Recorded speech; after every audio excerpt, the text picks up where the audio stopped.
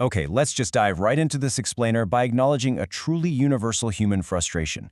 You know the one? It's that painful, awkward disconnect between what we actually intend to say and how other people end up perceiving us. I mean, it happens in boardrooms, it happens in our living rooms, and honestly, it's exactly what a fantastic 6-week human relations workshop designed for the residents of the Riderwood CCRC is tackling head-on right now.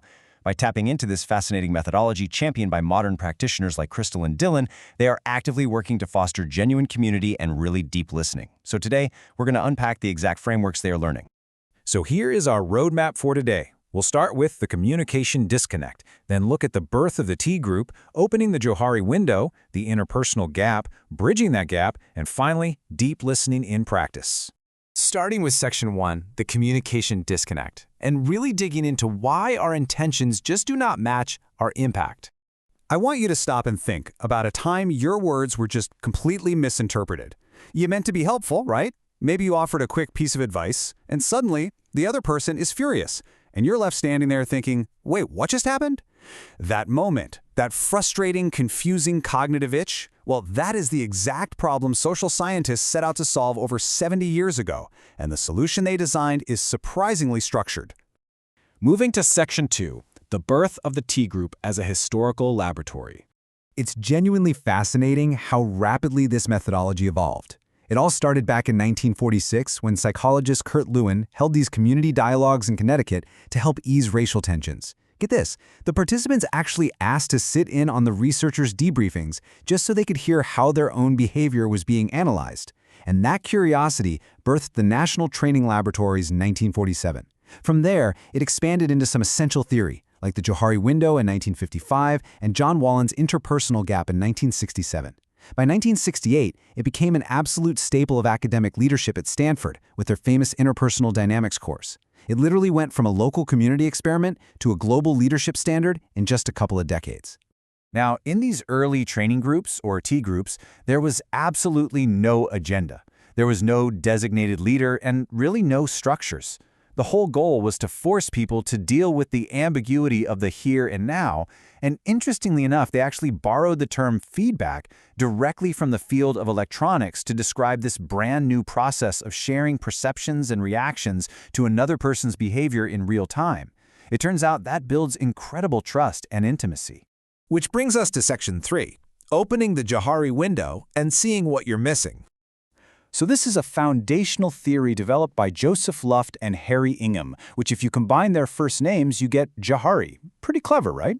Anyway, it's a brilliant visual framework designed to directly diminish the gap between our own self-perception and how the rest of the world actually sees us. And I should note, this is a core piece of the curriculum in that 6-week Riderwood workshop we mentioned. This matrix brilliantly illustrates the 4 quadrants of our personality. First, there's the open area. That's what you and everyone else knows about you. Then there's the blind spot. These are traits others see in you, but you completely miss. Below that is the hidden area, your private anxieties, your facades. And finally, the unknown area. What the research shows is that optimal high-performing collaboration really only happens when we actively work to expand that open area. Okay, so how do we actually expand it? Well, you do 2 things. First, you solicit feedback from others to shrink your blind spot. Second, you intentionally self-disclose to shrink your hidden area, but you have to do this safely. The Stanford T group model uses something called the 15% rule of vulnerability. It basically means you don't have to share your deepest, darkest traumas. You just push yourself about 15% outside your comfort zone. You're stretching your relational capacity just enough to build trust, without triggering full-blown panic. All right, Section 4, the interpersonal gap and the importance of staying on your side of the net. This perfectly builds into another core theory being taught at the Riderwood workshop. It's John Wallen's 1967 theory on the systematic cognitive distortions that happen in our everyday conversations. Wallen identified this stark, honestly almost tragic contrast in human nature. Think about it. We always judge ourselves by our private, internal intentions, but we judge others strictly by the emotional effect their behavior has on us. Because we have to filter their behavior through our own expectations, our intentions almost never align perfectly with our actual impact. Wallen called this the interpersonal gap.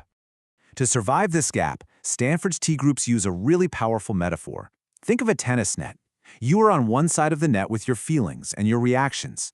The other person is over on their side with their intentions and their motives.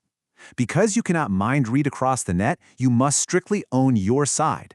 You can't just point and say, "You intended to hurt me," because, well, you simply don't know that for sure. You can only communicate how their observable behavior actually made you feel. Let's look at Section 5, Bridging the Gap using John Wallen's 4 skills. So how do we actually fix this in the heat of the moment? Wallen outlined 4 very objective tools. First is behavior description, which means describing what a person did without assigning any judgment or motive. Second is feeling description, just communicating your immediate inner emotion. Third is a perception check, making a safe, non-judgmental guess about their inner state to test your assumptions. And fourth is the paraphrase, literally restating their message to verify you actually understood them. Using these objective skills helps us catch minor interpersonal pinches in a relationship long before they accumulate into explosive, relationship-ending crunches. And finally, Section 6, Deep Listening in Practice, and Mastering the Structured Statement. This brings us to the ultimate practical application. This is the real goal of the T-group model championed by Crystal and Dylan and heavily utilized by the Writerwood community to foster deep listening. It is the mastery-level sentence structure to bridge that gap we talked about.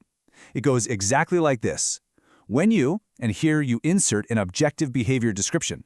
I make it mean, and here you own your personal interpretation. And I feel, state your emotion here. I want, state your desire. Using this structure keeps you perfectly and safely on your side of the net. You aren't attacking them, you're just sharing your reality. Now, a super quick but absolutely vital warning on that feeling part. Stating a feeling means naming an immediate emotion, things like mad, sad, glad, or afraid. It does not mean launching a disguised judgment. Saying I feel like you're being a jerk is not a feeling, folks. That is a straight-up judgment crossing the net. You gotta stick to the core emotions. The renowned psychotherapist Carl Rogers once called the T-group methodology, quote, the most significant social invention of the century. And honestly, when we look at frameworks like the Johari window, Wallen's interpersonal gap, and that structured I statement, it's pretty easy to see why. These aren't just dry academic concepts. They are incredibly practical, real-world tools for reducing defensiveness and building genuine, deeply connected communities, exactly like they are doing right now at Writerwood. So, I'm going to leave you with a bit of a challenge. Now that you have this structured communication toolkit in your back pocket, it's time to take it out of the lab and into your actual life. So tell me, who will you practice deep listening with today?